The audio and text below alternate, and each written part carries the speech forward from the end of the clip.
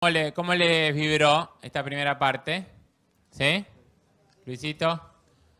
Bueno, vamos a seguir con este panel de intrapreneurs, de emprendedores. ¿Sí? Básicamente la dinámica va a ir tomando lo que fuimos viendo a nivel académico y a nivel olas y disrupciones. ¿Qué está pasando en sus compañías? ¿Cómo lo vienen haciendo? ¿Cuál es su mirada? Acá hay libertad de cátedra, nadie está guionado y cada uno puede ir contando. Y misteriosamente, año tras año, las cosas se van encadenando y salen muy bien. Así que esperemos que siga así. Bueno, Santi, bienvenido y gracias por sumarte. Gracias, José. Gracias, Santi, Santiago del Carril, por la invitación. Es el primer año que me toca participar como orador, como speaker en este encuentro. Así que mi primer cafecito, ojalá el primero de muchos. Bueno, yo trabajo en una empresa que se llama Google. Voy a hablar, lamentablemente para ustedes, otra vez de inteligencia artificial. Y lo único que les voy a pedir es paciencia, porque este no es el año de la inteligencia artificial. El año pasado tampoco fue el año de la inteligencia artificial. Es la década de la inteligencia artificial. Así que los invito a que tómense su tiempo, que ya va a llegar de a poquito. ¿El puntero? Acá, gracias. Muy bien. Bueno, como empleado de Google voy a darles la visión de qué va a pasar con el AgTech, con el agro y la tecnología, visto desde un fabricante de tecnología, de alguna manera, un vendor, Big Tech, para ustedes, Amazon, Google, Microsoft, Demian, mi ex compañero, habló en el panel anterior, Facebook, etc. Cómo nosotros vemos su industria. Así que les pido también comprensión si hablo en un lenguaje diferente. Voy a intentar hacer mi mayor esfuerzo. Bueno, lo único que importa para la tecnología hoy es ganar la carrera de AI. ¿No? Ganar la carrera de inteligencia artificial. Perdonen si hablo un poquito en inglés, sepan disculpar. Tengo poco tiempo, así que le voy a meter. Bueno, la inteligencia artificial es realmente una revolución industrial, una revolución tecnológica que nos va a dar un boost de productividad fenomenal. La gran oportunidad de generación de riqueza y por lo tanto es hipercrítico.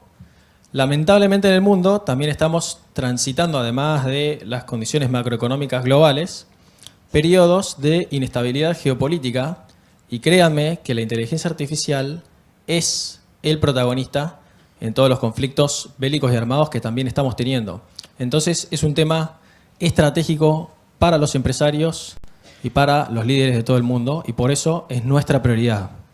Entonces, a la hora de elegir prioridades, uno tiene que hacer una lista y hay unas categorías que van a recibir inversión, están en el tope de la lista, y otras categorías que van a quedar relegadas para cuando la situación cambie. Hoy, las categorías que reciben inversión por parte de tecnología son, y quiero que detenernos un poquito en los números, chips, eso que ven ahí, chips, servidores, hardware, data centers, pónganle el nombre que quieran, pero es básicamente eso. Tenemos un peso, no sé qué hace el agro, ¿no? Si, qué sé yo, compra maquinaria, vacas. Nosotros tenemos un mango, lo gastamos en chips de Nvidia, por eso Nvidia vale lo que vale. Este año la inversión solamente de Google, anunciada en los reportes de inversión, es de 75 mil millones de dólares. 75 billion. La inversión de este año en chips, no la inversión de CAPEX total de la compañía, solamente en chips. Eso es para ganar la batalla de la inteligencia artificial. El resto de Big Tech, esas 4 empresas, Amazon, Google, Facebook, Microsoft, 315 billion. Un poco más que el medio PBI de Argentina. ¿No? Solo en chips. La inversión de Google, 75, creo que la chequeaba ayer, las exportaciones agroindustriales de Argentina fueron 48 billones el año pasado. no en 2024. O sea, es más que todas las cadenas, lo que exportan las cadenas agroindustriales argentinas. Tomen dimensión un poco de eso. Y segundo, los robotaxis, full self-driving, ¿no? 5 billones. Al lado del otro número parece nada, pero 5.600 millones de dólares es una moneda. ¿Por qué los robotaxis? ¿Y por qué voy a volver tal vez sobre este concepto? Hay dos casos de uso, decimos, dos áreas de aplicación en inteligencia artificial donde al aplicarse la inteligencia artificial tiene un feedback loop cerrado y se vuelve mejor, se retroalimenta y se vuelve mejor. Esos dos casos de uso son search, búsqueda, no sé si conocen una empresa que tiene un buscador, y la otra es full self-driving. Cada kilómetro recorrido además hace que toda la tecnología mejore y mejore mucho. De la misma manera que en un buscador, cada clic que ustedes hacen ayuda a retroalimentar el modelo y a volverlo más eficiente. Entonces, por eso es tan crítico. Y acá es donde empieza, por ahí, voy a intentar de ser soft, en qué es lo que deja de ser crítico. Nuestra inversión en AgTech. No quiere decir que el agro en el mundo no sea relevante, simplemente quiere decir que nuestros desafíos prioritarios que todavía no hemos resuelto pasan por acá. Pasan por conseguir chips, mejorar la tecnología de vehículos autónomos y bueno, esos chips, esos 75.000 millones de dólares van a data centers que después necesitan energía eléctrica. Ganó Trump, chicos. Todo nuclear. Las 4 esas de ahí abajo, todos con data center con energía nuclear, invirtiendo en empresas de reactores nucleares, de fusión nuclear, etcétera, etcétera. Esa es la ley, esa es la norma y es lo que se viene. Entonces, lamentablemente, ¿en dónde desinvertimos? En la producción de alimentos. No porque para nosotros sea no tenga sentido, sino que simplemente deja de ser prioritario. No nos va muy mal, ¿no? Esos son el scoring de alguna manera de nuestros modelos de inteligencia artificial, hoy los mejores del mundo. Entonces, ¿qué se viene? Rápido, 2 tendencias. Ya las mencionaron mis compañeros antes. Agentes. El agente es un asistente virtual que piensa, razona y ejecuta. Es un programa de software, no tiene ojos, no siente. Es código, de alguna manera, que se ejecuta. Pero que razona y realiza acciones. Y ahora sí, robótica. Esos modelos de lenguaje natural pueden correr en un robot sin conexión a internet. Entonces, juntamos estas dos cosas. Ah, bueno, los agentes. ¿Quién leyó alguna vez un instructivo para usar ChatGPT? Estoy mencionando un producto de la competencia, ¿eh? Nadie. No, un instructivo. Lo usás directamente, es un chatbot. Lo usás. Mi abuela manda audios de WhatsApp que está en silla de ruedas. Perfectamente puede usar ese tipo de inteligencia. Entonces, ¿qué se viene para el AgTech? Una adopción mucho más rápida. Antes teníamos todas las AgTechs, que había una explosión, y de repente uno tenía que tener, como empresario, contratar 15 suscripciones diferentes para manejar una operación agropecuaria. No les digo que hoy no sea el caso, pero los invito a pensar en una era conversacional. Esa es la era en la que estamos entrando ahora, donde yo puedo tener, por ejemplo, una startup argentina, Field Data, que hace gestión ganadera por WhatsApp. Vos le mandás un audio de WhatsApp y el software te hace todas las cosas que vos quieras. Como es conversacional, y ya voy cerrando, vamos a pasar a que todo se maneja en una interfaz humana. Si es en una interfaz humana, ¿qué es lo que no necesito? Pantallas. Esos auriculares de ahí no son auriculares, es una computadora sin pantalla. OpenAI gastó el mes pasado 6.500 millones de dólares en comprar un competidor de esos auriculares, ¿no? Se vienen las computadoras audio only, comandadas por voz. O te pones unos auriculares y de repente tenés una compu que ejecuta muchas aplicaciones. Y entonces junto con la robótica tal vez puedes el día de mañana manejar una operación agropecuaria de uno o varios campos, quién sabe, no importa la escala acá, directamente comandado por voz, en una computadora sin pantalla. Esos auriculares existen, ese Wither me parece que es un desmalezador robótico y autónomo, existe, Y obviamente esta startup existe, ese es un screenshot real, no es un Figma. Entonces, los invito de alguna manera a que hagan ese ejercicio intelectual, porque hace 10 años ninguno de nosotros nos imaginábamos que íbamos a tener Starlink. Y hoy lo tenemos. Hablaba con Santi del Carril. Lo tenés en la camioneta mientras vas al campo en Tandil, ¿no? Hace 10 años era impensado. Por ahí dentro de 10 años la realidad es muy diferente. Muchas gracias.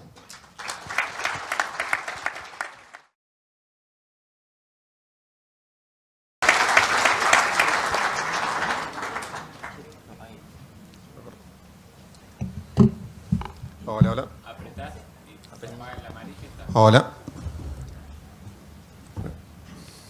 Hola a todos. Muchas gracias por la invitación al panel súper interesante de todas las charlas de la mañana. Yo, a diferencia de todos los panelistas anteriores, no preparé presentación, un poco también porque me interesaba muchísimo escuchar todo lo que tenían para decir acerca de esta visión 2040, y creo que una de las cosas que permanecieron constantes, ¿no? Y una de las cosas que venía pensando cuando pensaba en el panel era sobre las transformaciones profundas que estamos viviendo en el mundo de hoy y las diferentes caras de esas transformaciones. Una de las transformaciones sobre las cuales se habló muy en profundidad es la transformación tecnológica que estamos experimentando y que está acelerándose a pasos agigantados. La estrella claramente de la época es la inteligencia artificial, de la cual ya se habló ampliamente y que nos despierta tanto grandes esperanzas como grandes miedos. A mí me gusta siempre citar a Skynet, ¿no? No sé si recuerdan, en Terminator era la inteligencia artificial que se dio cuenta que los humanos podíamos ser una amenaza para las máquinas y arrancó la guerra humano-máquina. Por suerte, en la infancia, además de tener la imagen de Skynet, también tuvimos la imagen de Arturito y C-3PO, para los que somos fan de Star Wars, que fueron los robots que ayudaron a traer equilibrio a la fuerza, a Luke Skywalker, y ayudaron al bien del universo. Pero además de la inteligencia artificial, también entre las tecnologías, tenemos tecnologías que van mucho más a la materialidad, ¿no? Y en un montón de aspectos. Nombraba recién los robots. Nombraron varias veces al robotaxi a la mañana. Tesla ya no solamente está haciendo autos eléctricos, está haciendo taxis autónomos, está haciendo Optimus, que son robots humanoides que dentro de poco vamos a poder programar para hacer cualquier tarea. Ya pensamos en colonizar Marte y ya nos suena que está a decenas de años de distancia, suena que es algo que está a la vuelta de la esquina. Pensamos en data centers espaciales, también tan necesarios quizás para todo lo que es la disrupción de la inteligencia artificial, y tampoco suena tan descabellado, suena algo alcanzable dentro de unos años. Mati habló en la charla sobre la disrupción que la biotecnología está trayendo en todo lo material. De repente tenemos las posibilidades de aprovechar los millones de años de conocimiento que tiene la naturaleza para tener un montón de soluciones a distintos aspectos de la vida. Tenemos la transición energética liderada por China y toda la tecnología que se desarrolló y cómo bajó de costos en baterías, paneles solares. Nombraban energía nuclear también como nuevas tecnologías muy concretas que trabajan sobre el mundo de la energía, que ya salen de la computadora y vienen a nuestro mundo material y que nos traen disrupciones gigantes. Y dentro de estas disrupciones, la otra cara de las transformaciones que me gusta nombrar y que me parece que está y no podemos ignorarla son los cambios geopolíticos. Que Estados Unidos, fue por muchos años la potencia hegemónica, y hoy ese equilibrio está cambiando y nos hace repensar un montón de cosas, nos hace poner mucho más énfasis, por ejemplo, en cuestiones en soberanía energética o en soberanía alimentaria. Y la tercer cara, que para mí es súper importante y vale la pena detenerse un poco, es lo que es crisis climática. El mundo, la realidad física en la cual vivimos ya cambió, está en cambios acelerados y ya cambió de 20 años atrás hacia ahora. Y con crisis climática no me refiero solamente a el 1,5 grados de aumento de la temperatura promedio en la Tierra que ya experimentamos y que estamos hoy en día tratando de limitar a 2 grados, porque si no las consecuencias van a ser mucho peores, sino en general a todo el marco que se conoce como límites planetarios, que es un marco que desarrolló un grupo de científicos hace varios años ya y que determina cuáles son los subsistemas fundamentales para la vida en la Tierra. Y esos subsistemas, el climático es uno y está en rojo, pero no es necesariamente el más importante. Tenemos también crisis importante en lo que es biodiversidad, en lo que es el ciclo del agua, del fósforo y del potasio. Tenemos contaminación en distintos ámbitos, contaminación química, contaminación plástica. Y eso también nos lleva a repensar un montón de cosas, entre ellas, nuevamente, la manera en que producimos los alimentos. Y ante estos cambios tan profundos en los cuales no está claro todavía cuál es hacia dónde nos llevan, tenemos siempre la opción de fingir demencia y hacer como que nada pasara y seguir produciendo y trabajando como hasta ahora, suponer que nuestros suelos van a rendir siempre, que siempre vamos a tener agua y nutrientes, suponer que no nos vamos a tener que enfrentar con granizos más infrecuentes e inesperados o con olas de calor, que hay disrupciones que no van a ocurrir, como que China faltan muchísimos años para que desarrollen carnes sintéticas, entonces que no demande el alimento para animales que demanda ahora. O, además de fingir demencia, podemos tomar otro camino, que es tratar de trabajar en llevar ese cambio para el lado que lo queremos llevar. Y tratar de construir el mundo en el cual queremos vivir y liderar esa transformación. Y creo que hoy en día, justamente, desde Argentina estamos parados en un lugar en donde tenemos efectivamente la posibilidad de liderar esa transformación. Y yo personalmente creo que los startups y la tecnología son una vía justamente para empujar y acelerar ese cambio hacia el mundo en donde queremos vivir. Y se da además la particularidad de que, en este caso, convergen una gran oportunidad de cambio positivo y de generar un mundo positivo con una gran oportunidad de negocios. Porque el agro, vamos a seguir necesitando producir alimentos, porque es un sector clave en la economía y porque el mundo está pidiendo esta transformación. Y con esa visión es que hace unos años atrás creamos junto con mi esposa un proyecto que se llama Antom, que es un fondo de inversión en emprendimientos de impacto ambiental que trabajen desde un paradigma regenerativo en lo que es agricultura, alimentación y uso del suelo. Algunos ejemplos breves de startups en donde invertimos y que están liderando esta transformación. Bueno, uno es Quilimo, que ahí Tati seguramente va a contar más cuando le toque hablar. Otro es Poas Bioenergy, que es, por ejemplo, una empresa que se dedica a usar residuos de la producción de café y piña y generar biochar y vender además agua azucarada y la energía que producen a través del proceso de pirólisis. Hemos invertido en Roots, que es un proyecto que desarrolló la tecnología para hacer monitoreo, reporte y validación de ganadería regenerativa y permitir monetizar a los productores no solo con la ganadería, sino además con bono de carbono. Estamos invirtiendo en EIRU, que es una plataforma que hace medición y modelos de biodiversidad para analizar cómo la biodiversidad aumenta la productividad en paisajes agropecuarios, porque ese es el camino hacia donde queremos ir. Apuntamos a startups disruptivas que entiendan que hay que hacer una transformación, que tenemos que pensar las cosas bastante diferente y salir del sistema de monocultivos con un uso intensivo de insumos para ir a un sistema de producción que haga uso intensivo de nuestro conocimiento ecológico y de la biodiversidad y que de esa manera nos permita hacer sistemas alimentarios más resilientes y más productivos. Bueno, se me acabó el tiempo. Muchísimas gracias.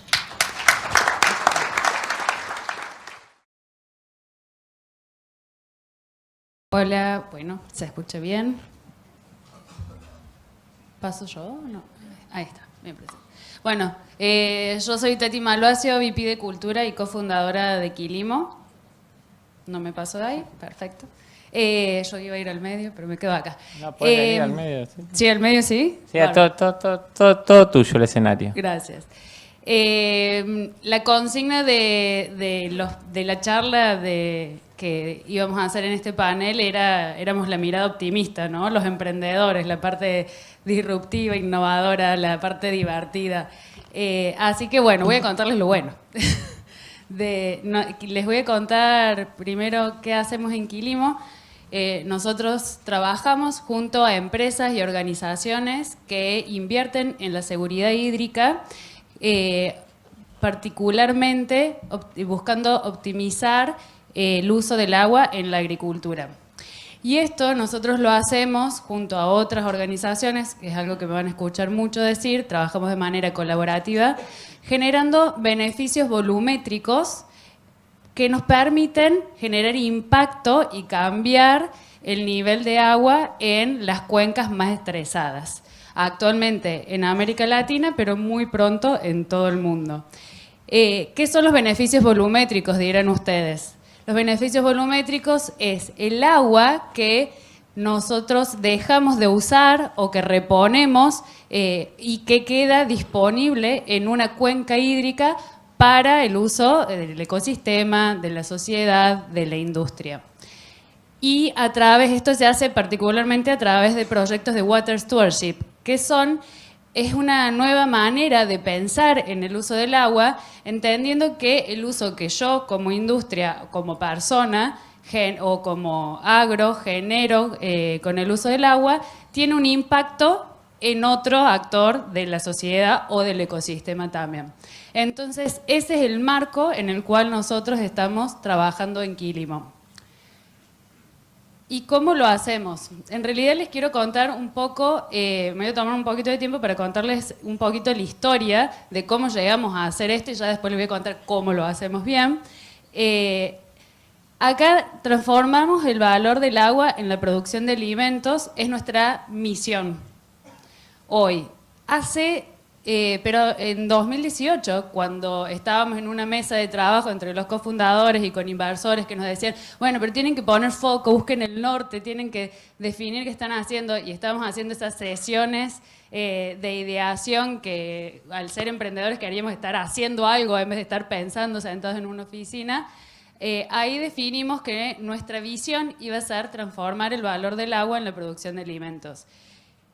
Y poco más de 2022 nos dimos cuenta que lo estábamos haciendo. Con nuestros proyectos nosotros estábamos transformando ya el valor del agua en la producción de alimentos, y es por eso que nuestra visión pasó a ser nuestra misión, y hoy nuestra visión es que haya un futuro con agua disponible para las sociedades, las industrias y los ecosistemas.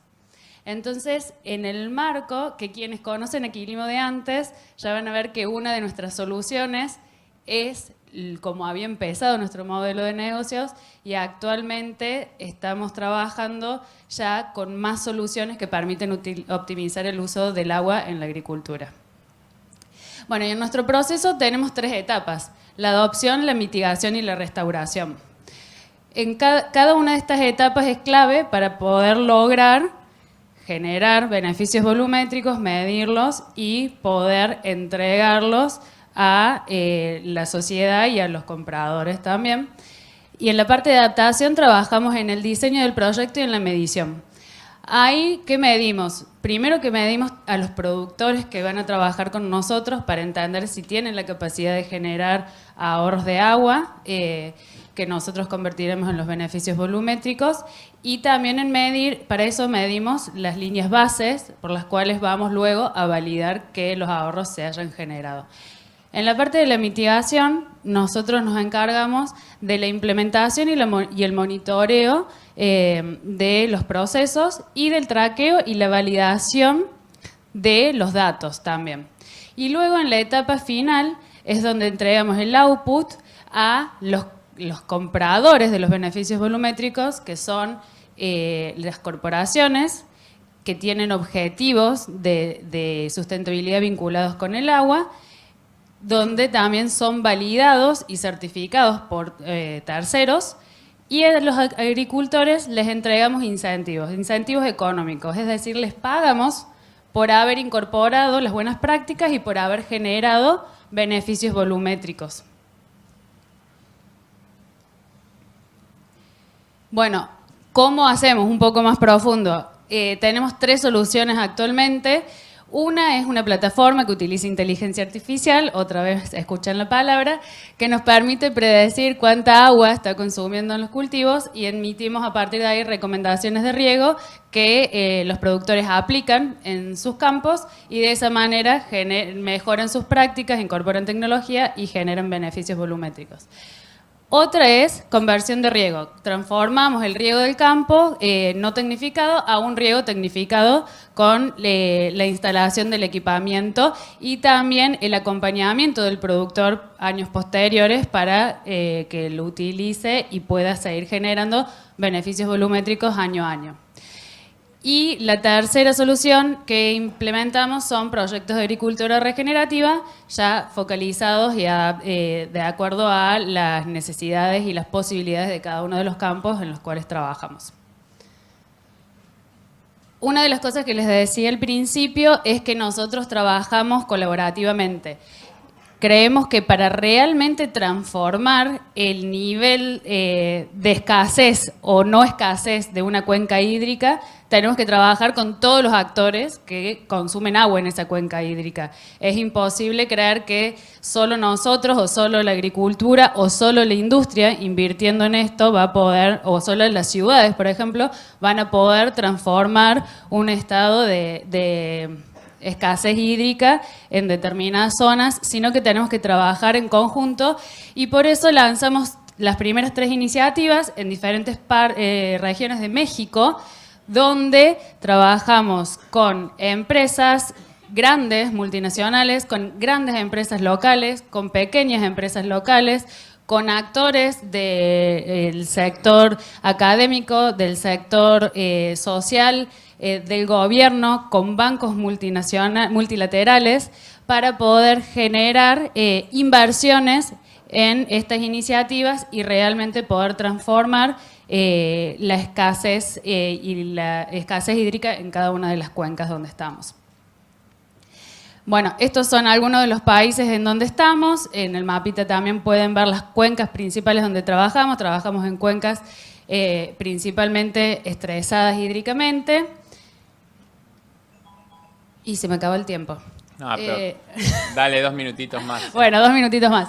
Esto es algo para mí importante también de contarles porque es qué nos diferencia. Y, a ver, porque quienes hacen soluciones de lo que hacemos nosotros existen independientemente del sector en el mercado, ¿no? Una ONG puede generar ahorros de agua también y hacer algo similar a lo que hacemos nosotros.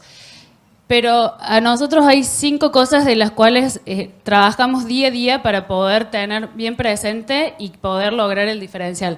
La primera es el conocimiento territorial, porque no es lo mismo, ustedes que también provienen del agro saben muy bien, no es lo mismo un campo en Buenos Aires, en Córdoba o en México, en Santiago de Chile, en las zonas alrededor, o sea, son todos lugares diferentes, con condiciones diferentes, con prácticas y posibilidades diferentes.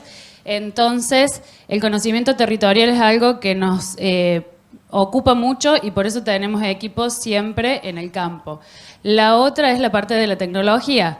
Nuestro objetivo es que esto se pueda escalar y que se puedan aplicar las soluciones adaptadas a cada una de las cuencas y las regiones donde estamos trabajando. La escalabilidad y la trazabilidad también es súper importante, que se pueda verificar y que haya trazabilidad de cada ahorro y cada dato que nosotros estamos proveyendo. Y la visión de acción colectiva, de vuelta, solos no vamos a poder lograrlo. Y además los 8 millones de metros cúbicos que ya venimos restaurando en los años desde que Limo está trabajando. ¿Quiénes son nuestros clientes? Principalmente las empresas de tecnología, Google, Microsoft, Amazon. Son empresas que tienen alto uso de agua para poder enfriar sus data centers. Entonces les importa y invierten en compensar ese uso de agua. Después también las empresas de alimentos y bebidas y empresas de consumo masivo. Estas son hoy las empresas que están liderando este mercado. Y nuestro objetivo es poder abrir el mercado siendo trazables y ganando en mejorar la situación de estrés hídrico de las cuencas donde están trabajando para que su negocio continúe y no pierdan la posibilidad de seguir operando. Y ese también es el foco, o sea, digamos, nosotros somos una empresa for profit y for the planet, pero también nos interesa seguir teniendo negocio como cada uno de ustedes y como cada una de las empresas que están invirtiendo, que principalmente lo hacen para no tener riesgos operacionales, ¿no? O sea, todas las empresas invirtieron gran cantidad de dinero en plantas, tienen modelos de negocios con proyecciones de ingresos en adelante, y si no invierten en la seguridad hídrica, tienen la posibilidad de perder todo, lo que ya invirtieron y lo que está por venir también, que tienen proyectado. Y dejo acá, este es el equipo. Si quieren pueden buscar más información nuestra en la web, quilimo.com, y muchas gracias.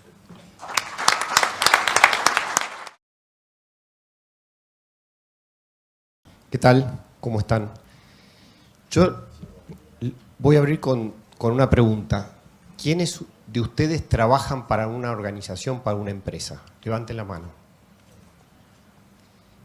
¿Quiénes son emprendedores? ¿Quiénes son los que son sus propios jefes? Bien. Uno teóricamente dice una startup es un garage donde un grupo de amigos, 2, 3, se juntan y tienen un sueño y van por ello, ¿sí? Pero hay otras formas de innovar y les voy a contar la historia un poco de Nera. Nuestra historia es, yo vengo de la Corpo, ¿sí? Nos encontramos un gran problema, quisimos solucionarlo y en los pasillos de un banco surgió esta idea. En el 2020 nosotros estamos tratando de evolucionar un producto que se llamaba Tarjetas Agro, ¿sí? Que realmente fue un producto muy exitoso para financiar insumos en el agro, que tenía cerca de 15, 20 años y había evolucionado muy poco. El problema o la necesidad o la oportunidad que vimos es que el agro, en los principales 6 cultivos, invierte todos los años 16.000 millones de dólares para que se puedan producir esos cultivos. Realmente es una inversión enorme. A esto le tenemos que agregar 5.000, 6.000 de ganadería, specialities. Realmente es mucho más ese monto, pero para graficarlo preferimos hacerlo con estos 6 cultivos, de los cuales el 20-30% es de capital propio. El 70%, 80% los productores salen a buscar esa financiación. Y ese es lo que quisimos resolver. Eso es, decimos, ¿cómo podemos resolver mejor esta situación? ¿Cómo esa financiación que busca ese productor termina siendo un potenciador del negocio para el productor? De ahí surgieron dos tracks importantes. Una es cómo ayudamos al productor a tomar mejores decisiones en cuanto a financiación, cómo le damos opciones, cómo adaptamos esa financiación a su modelo de negocio,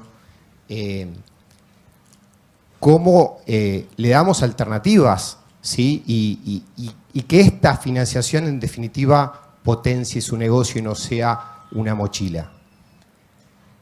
El segundo track, queríamos armar una solución abierta, ¿sí? Que varios participen, una solución de ecosistema. Y ahí es donde empezamos a pensar cómo podemos en nuestra solución sumar a los proveedores del agro, a bancos, ¿sí? Abierto, a compradores de granos, ¿sí? A otras soluciones, a otras startups, para que potencien esta solución.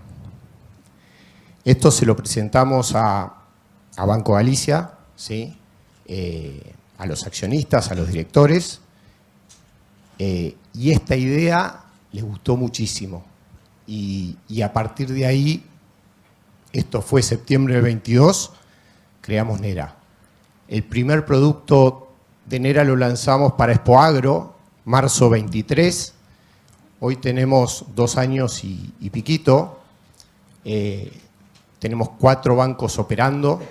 Operaron unos 6.000 productores, tomaron financiación en Nera. por un total de 1.600 millones de dólares desde que arrancamos, ¿sí? Esto nos trae una reflexión de muchas veces nosotros pensamos que para innovar tenemos que tener una gran idea.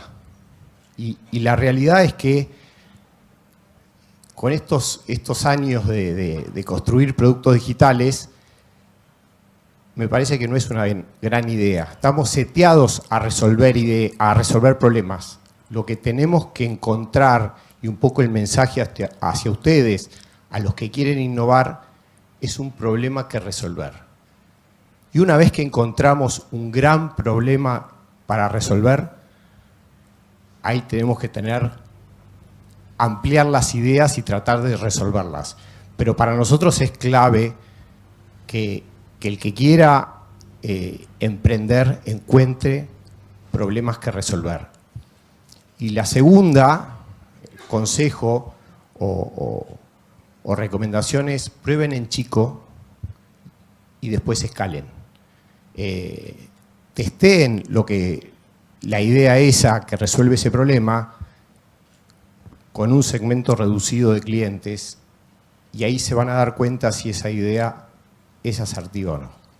Así que, nada, esa es un poco la historia de Nera y quería compartir no solamente la historia, sino la enseñanza que nos dejó construyendo productos digitales para el agro. Gracias.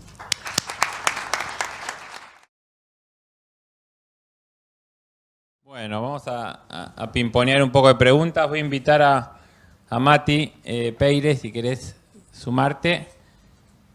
Y esto me diste el pie justo, Marcos, para esto de emprender, ¿no? De hacer el famoso MVP y poder ir escalando, aprendiendo, construyendo e iterando.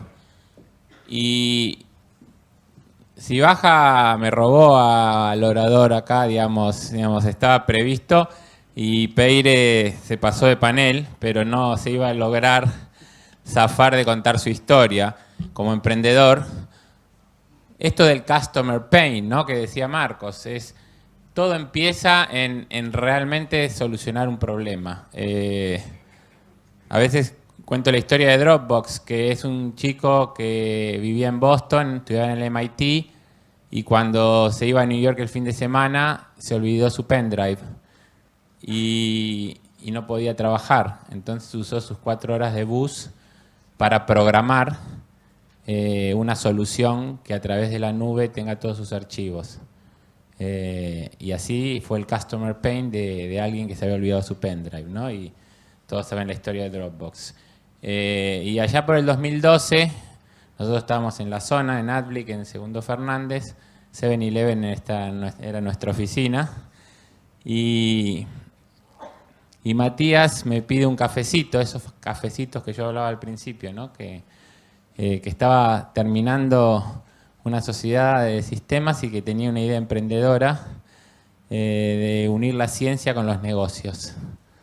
¿Y cómo fue esa semilla de Grid? Y contanos en estos 13 años, con números, ¿no? Digamos, con impacto, porque esa idea que yo casi que estaba al revés, estaba como Calabró diciendo no va a andar, ¿no? Pobre Matías, digo, qué difícil se está promoviendo y lo que es la resiliencia emprendedora. A ver. Bueno, gracias, José, por la pregunta.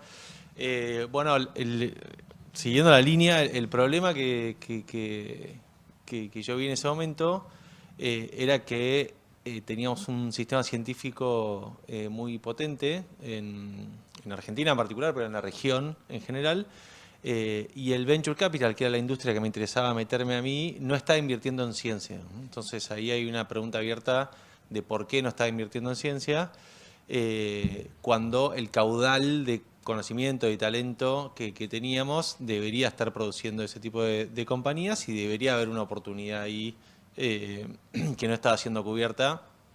Entonces, Con esa idea, con esa pregunta muy grande, me lancé a entender qué estaba pasando y si había una oportunidad concreta ahí.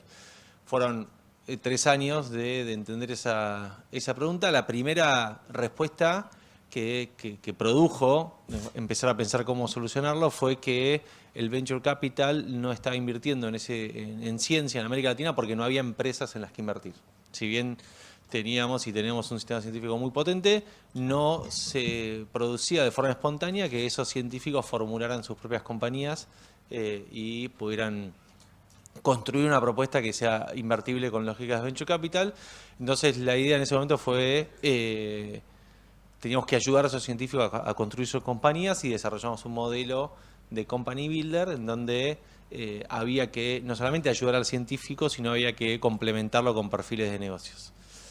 Eso fue todo un proceso de 3 años y fue un proceso donde empecé también a mapear qué oportunidades había en Argentina, concretamente, y a fines del 2016 logramos finalmente juntar el primer fondo de inversión para empezar a validar esa idea y a empezar a invertir en esos primeros proyectos que habían pasado por este proceso de company building. En 2017, con un grupo de inversores que confiaron inicialmente, que fue Hugo Sigman, la familia Bagó, Gador y Vicentín, hicimos este primer fondo prototipo que después en 2018, recién 5 años después de todo ese proceso, se consolidó en el primer fondo, un fondo que terminó siendo de 11,5 millones de dólares, donde invertimos en 36 compañías, principalmente en Argentina, en los siguientes 4 años. Y que ese primer portfolio fue muy bien. Logramos que una compañía tuviera un exit con una gran empresa estratégica del mundo tecnológico que compró esta empresa que hacía diagnóstico con estas tecnologías CRISPR. Eso fue una gran validación, no solamente por el retorno que produjo y sobre la confianza que produjo en los inversores, sino también porque una de las preguntas que hacían muchos inversores al principio era ¿por qué esta ciencia latinoamericana, argentina, va a ser competitiva en el mundo cuando no tenemos la infraestructura, los grants que tiene el mundo?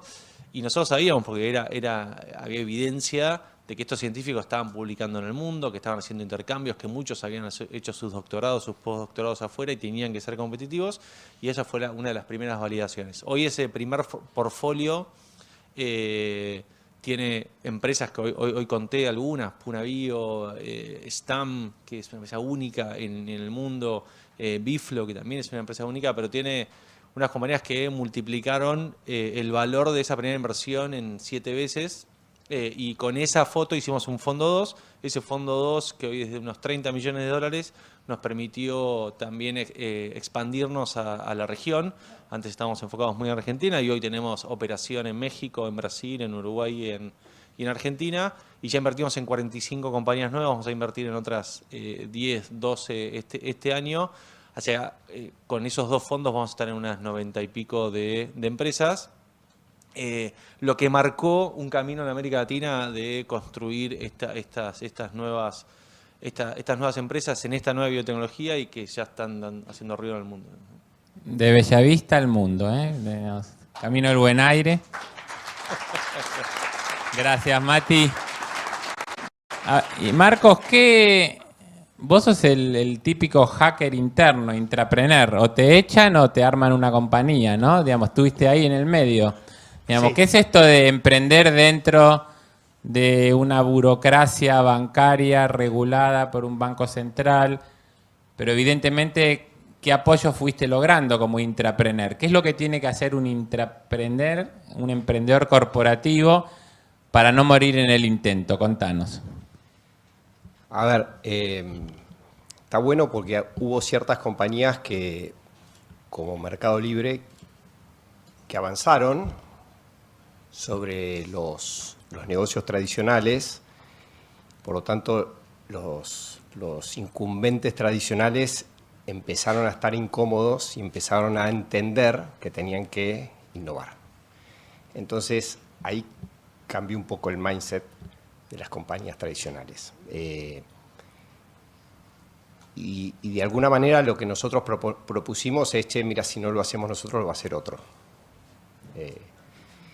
Y dio resultado, porque realmente tuvimos el apoyo no solamente de Banco Galicia. En febrero hicimos una transacción con Banco Santander, por lo tanto tenemos el placer yo tengo el placer de ver dos bancos que toda la vida compitieron punto de mercado por punto de mercado, ayudándome a que Enera crezca y se potencie. Entonces, nada, está bueno lo que está pasando, cómo a través de un vehículo que genera una innovación a la hora de financiarse en el agro, junta a dos competidores que por ahí hace 5 años nunca me lo hubiese imaginado. Bueno, interesante, ¿no? Cómo buscar los padrinos internos en las corporaciones e ir sumando gente al bote, ¿no? Porque seguramente si yo te hiciese la lista de gente que fuiste convenciendo en los pasillos y en los ascensores para que Enera nazca dentro de una corporación, serían más de 30, 40 personas de todos los sectores, ¿o no? Sí, muchas veces te encontrabas y te decías, pero ¿por qué estás haciendo eso? Te preguntaban. Es una locura. Bueno, era parte de eso. Está muy bien, bueno, gracias Marcos. Tati, ¿qué es esto de salir a ahorrar agua a armar bonos de agua, ¿no? ¿Cómo fue ese pivoteo en ese equipo emprendedor de encontrarle la vuelta a estos cambios que todos los emprendedores tenemos que ir haciendo, que en la jerga se dice pivotear, para los que digamos no están tan en la jerga? ¿Cómo se sufre en eso, ¿no? Porque en algún momento la luz del túnel no se ve y hoy lo que escuché de Jairo hace unos meses y escuchándote a vos, el futuro de Quilimo es promisorio, ¿no? Me había olvidado y cuando lo dijiste, la luz en el túnel, me acordé de esos años.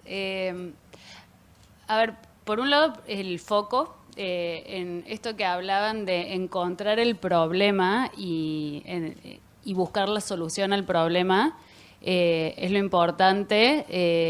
No enamorarse de una solución ni tampoco de la tecnología, porque la tecnología es el medio para poder resolver el problema y generar el negocio.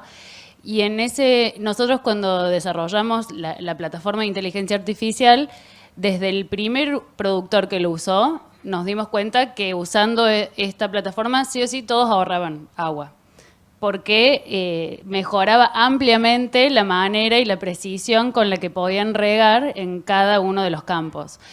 Entonces, a partir de ahí nosotros nos empezamos a hacer la pregunta de ¿qué hacemos con los ahorros de agua que generan? Obviamente el agua queda en el campo, queda en la cuenca, no es que queríamos mover esa agua ni hacer nada físico, pero decíamos, tenemos un montón de productores en América Latina que están ahorrando agua, que están haciendo las cosas bien, o sea, hay que premiarlos, no hay que castigarlos por las cosas que hacen mal.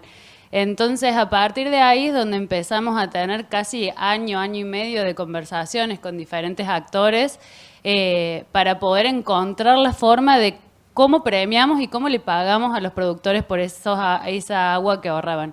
Y ahí es donde ese año y medio fue el túnel oscuro y luego el año posterior, año y medio de validación, de decir, che, esto es un golpe de suerte. Nos compra Google, nos compra Amazon, nos compra Microsoft, nos compra Coca-Cola, pero ¿se puede hacer un negocio de esto? Es porque pareció divertida la solución, fue una vez. Bueno, hasta que logramos incorporar más empresas de más sectores y hasta que los clientes nos volvieron a comprar y ahí validamos que sí se podía hacer un modelo de negocio a partir de nuestra solución y ahí apareció la luz. Y nosotros en Adblick Olivos hace 15 años compramos los equipos de riego, ¿no? Y hoy Quilimo por ahorrar agua se los regala a los productores, ¿no? Llegamos un poco tarde. Así que, bueno, felicitaciones, increíble. Yo mencioné hoy en la apertura a Federico Trucco, el fundador, uno de los fundadores, el CEO hoy de Bioceres, una compañía líder que nos honró hace muchos años contándonos cosas que parecían, digamos, esotéricas, ¿no? Y hoy vemos compañías que producen, voy a hablar mal, mi hija me está mirando acá y científicamente no sé cómo decirlo, pero en una semilla de soja algunas proteínas de cerdo, para, digamos, cosas que en el 2014, 2015 Federico nos contaban. Rubén, en esto de tanta extensividad y tanta soja y tanto cultivo extensivo, todo esto que vos proponés, ¿te sentís muy solo? Qué pregunta. Creo que cada vez hay una realidad física que hace que sea, digamos, que esta necesidad de transicionar la forma de producir alimentos sea, te diría, una cuestión de productividad y de supervivencia.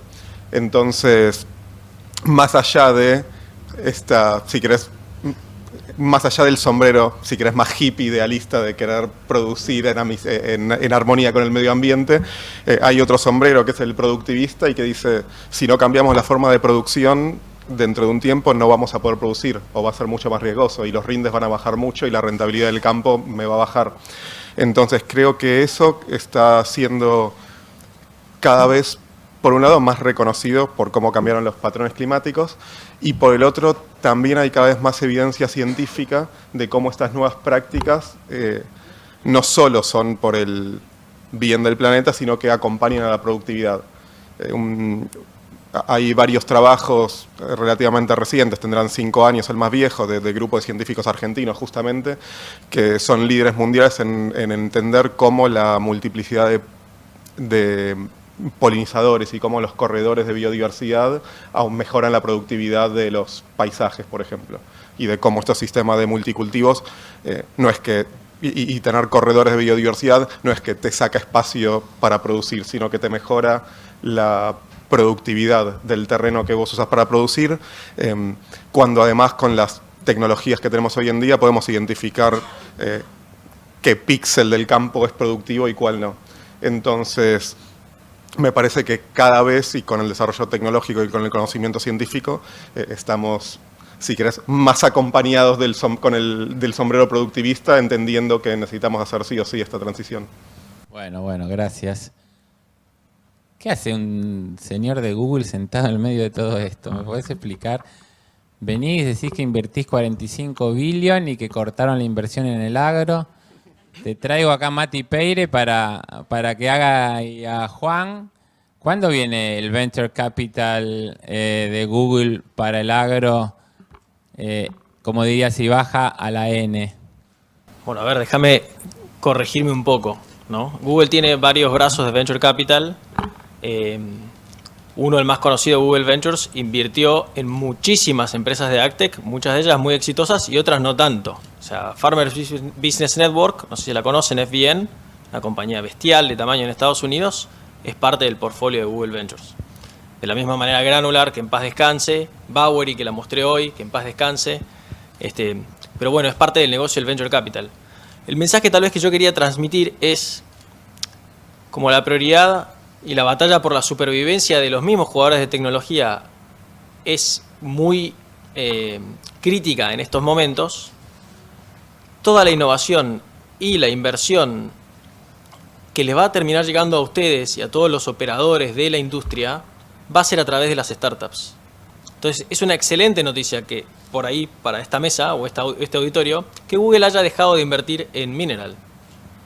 Porque ya no hay más frenemies, se dice. No hay colaboro con vos y sos mi cliente, pero después te pongo un competidor igual al lado y te termino comprando. Van a tener todas las startups, las que están ya en actividad y las que van a surgir en los próximos años, muchísima libertad de acción y no van a tener competencia de Big Tech. Y eso es una excelente noticia. Sumado a que lo que mencionaban otros chicos, hoy hacer una empresa de tecnología es extremadamente barato. O sea, lo que explica la caída de Globant, no necesitas tanto talento, explica también que tal vez se van a multiplicar las startups de base tecnológica para el agro y para todas las industrias. Entonces, de nuevo, en una visión tal vez más optimista, se viene un boost de productividad y adoptar esas startups, como conté en la charla, va a ser mucho más fácil que antes. Pues probablemente tengan una interfaz WhatsApp o ni siquiera tengan una pantalla. Entonces, bueno, es un poquito que hace una persona de Google sentado en esta mesa. ¿Sos feliz trabajando en Google? Sí. Tiene sus desafíos. No, Tiene sus desafíos. No todo es como en las películas. No todo como en las películas. Bueno, o sea, empezamos hablando hoy, todo tiene que ver con todo, ¿no? Diría Pancho Ibáñez. Hablamos de educación y de la calle, ¿no? Hablamos de cafecitos, hablamos de intrapreneurs y entrepreneurs. Bueno, acá tenemos ejemplos de emprendedores corporativos y de los otros, de emprendedores de nicho, de buscar la sustentabilidad y sostenibilidad de los sistemas, de unir la ciencia con el negocio, de disrumpir adentro para que no me disrumpan de afuera.